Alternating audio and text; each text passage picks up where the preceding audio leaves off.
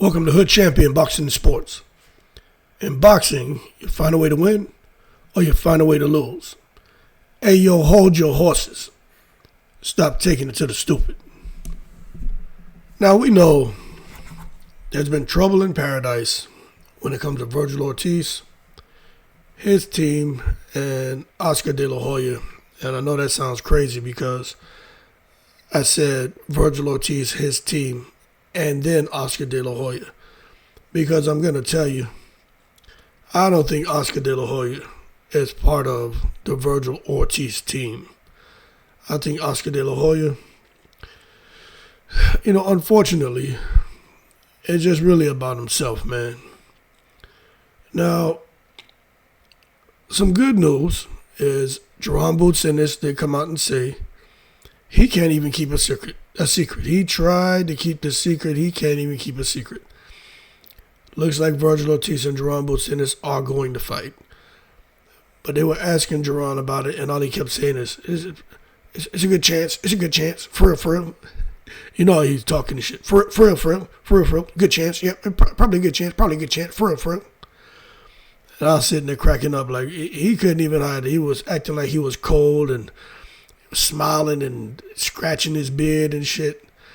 I'm like, man, Jaron Ennis can't even, that man can't hold water. He should have just said no comment. But I read right through it.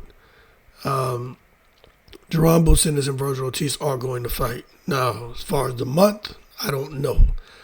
But I would think maybe, January, February, March, April, May, June. Oh, May, June. Could be before that. You just don't know. So that's good news for everyone. Now, this is the problem here. All right? This is the problem. Oscar De La Hoya is just out here guns blazing, disrespecting Turki Al-Sheikh, Dana White. And my thing is this. We all know when turkey's in the house, every day is Thanksgiving. Why in the world, if you're a promoter, would you burn a bridge with Turki Al-Sheikh, knowing that he's the money guy, and he can definitely make the big fights happen? Why would you burn that bridge? Because there's a couple of things going to happen here. Oscar De La Hoya's fighters are going to stay loyal to him, and they're going to miss out on big paydays, big opportunities, because now Oscar, who struck some deal with some weird platform, I don't even have it pulled up here, but it's some weird platform he struck the deal with for the fights to be aired on. It's something I never heard of. I put it to you that way. So what's going to happen is fighters are either going to stay loyal to Oscar and suffer long term, or they're going to say, okay, this contract of mine is up with Oscar, and they're going to jump and go over there and sign with Turki Al-Sheikh. And to be honest with you, I do the same thing. Now, the elite fighters, the special fighters, the fighters like Vergil Ortiz, yeah, they 100%. I'm telling you right now, he wants away. Now, this is just my opinion. I think he 100% wants to get away from Oscar De La Hoya. You know what I'm saying? Oscar De La Hoya went out here and was trying not to make the Boots fight. Vergil wants the Boots fight. So he and his team were about to sue De La Hoya. But in boxing, man, you know what? Just let the best fight the best.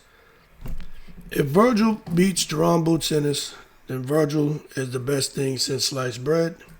And if he loses to Jaron Ennis, then Vergil is going to be seen as a warrior.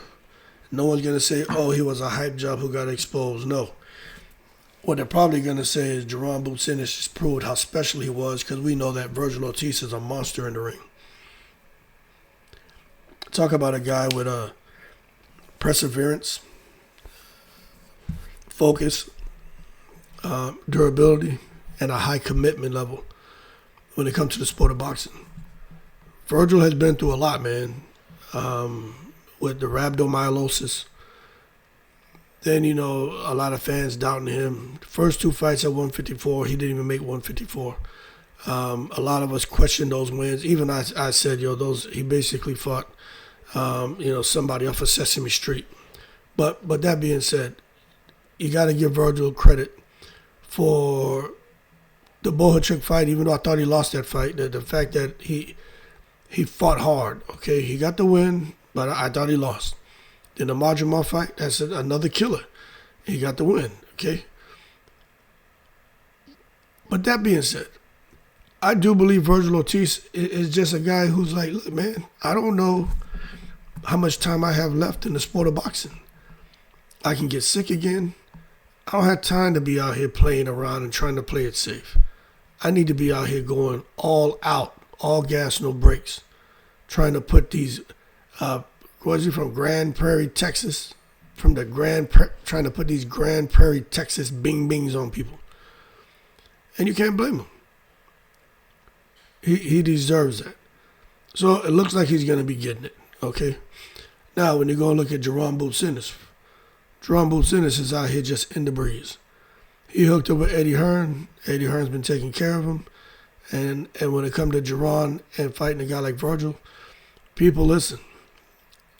I really need to sit back and try to understand this fight. Who wins? When you talk about athleticism, Jaron has the athleticism. He really does have a Teofimo Lopez, Roy Jones Jr. style of fighting. But this is the thing. It just makes me think about Marco Antonio Barrera against Prince Nassim Hamed. I mean, the athleticism can take you very, very far. It did for Prince Nassim Hamed. It has done that for Jaron Ennis. But when you got a guy, man, who's gonna tuck his chin, bite down on his gum shield, and come at you, textbook boxer, pressure fighter, that could disrupt the athletic fighter's performance. That's what makes this fight so interesting. Now, I know that a lot of the channel subscribers on the channel who happen to support, the Mexican fighters, I already know what time it is. We go back and forth joking a lot. I already know it's a Mexican fighter is going to be Viva Mexico Cabrones. I already know what time it is. The Mexican horns start going off. I already know what time it is. But even them, surprisingly, have said, this is a real fight. This is a serious fight. But they're still rolling with Vergil Ortiz. But for Vergil, I'm gonna tell you right now, I think De La Hoya has hurt Vergil Ortiz's image and has hurt his stock. I really do. Before, I felt like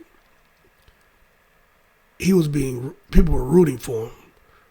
Now, I think because of De La Hoya's tomfoolery, that they're just looking at Vergil Ortiz as an extension of De La Hoya and kind of like, okay, well, if he's part of the De La Hoya circus, he must be a clown too. Kind of like Ryan Garcia. But I'm going to tell you right now, there's no comparison between Vergil Ortiz and Ryan Garcia. None at all. Vergil Ortiz seems to be a pretty good human being. Ryan, I mean, I don't know what to say. All I can do is go off of that rant that he made a couple of years ago, and that still rings in my head, man, just the stuff he was saying. So I don't at all want to make it seem like I'm saying the two of them are anything alike. No, not at all. But what I'm saying is they're both part of the Oscar De La Hoya circus. And I do think for Vergil to really get people back supporting him the way he deserves, I think he needs to get away from De La Hoya. Look, De La Hoya is out here just firing hollow points at everybody. I know he's loyal to the WBC, and the WBC has done him a lot of favors, and I get it. He's a Mexican-American, proud Mexican heritage. We look, I get it, man. But what sense does it make to come out here and go at the guy who's putting the money into everything, knowing that now you may have burnt a bridge for your fighters, And now your fighters may say, hey, my contract is up. I'm going to fight with Zuffa Boxing. I'm going over to Zuffa now. I'm leaving Golden Boy. And that's what I think is going to happen. I think Oscar De La Hoya is going to see a lot of his fighters who probably are within one fight or so of the contract coming up, or two fights of the contract coming up to an end. I think they're going to jump ship. And to be honest with you, I would. I get the hell up out of there, and I go get my money. You know, and boxing is a very short lifespan. You know what I'm saying? A very, very short lifespan. But I tell you what, for Vergil, I hope he gets the money he wants. I think he was asking for $10 million. I don't know what's going to happen with this fight.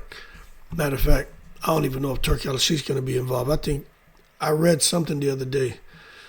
And I don't want to get this wrong, but something along the lines with Turki Al-Sheik. What my understanding is, they were like, talk to us when you have gotten away from De La Hoya. So what it is they want to work with Vergil. They just don't want to deal with De La Hoya. And see, and that sucks. And that's what I'm talking about, Vergil being caught up in the damn De La Hoya circus. It's ridiculous, man. Anyway, we'll see what the future holds, but Jaron Ennis kind of spilled the beans and let us know, hey,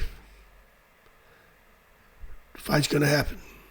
He couldn't even contain himself, man. It was funny to watch him talk about it. But anyway, should get an announcement sooner than later. But my question is, who y'all got in that fight? You know, the athleticism, the power. He's a complete fighter, Jaron Ennis. You got him, or you got the pit bull, the dog, Vergil Ortiz. Whose style do you think will prevail in this fight? Because I'm looking at it, and I don't know, man. One day I'm like, Ortiz can get him, man. Because I think about Barrera and Prince Nassim Hamed. Then another time I think about just watching Jaron Ennis and what he did to Stanley Eunice and what he does to fighters who come forward. The dude's just special, man. But so is Vergil. So I don't know. Kind of undecided. But one thing's for sure. Once they make that announcement, the boxing world gonna be buzzing. Y'all keep cool. Shout out to the veterans, all 7 continents. I'm in the breeze.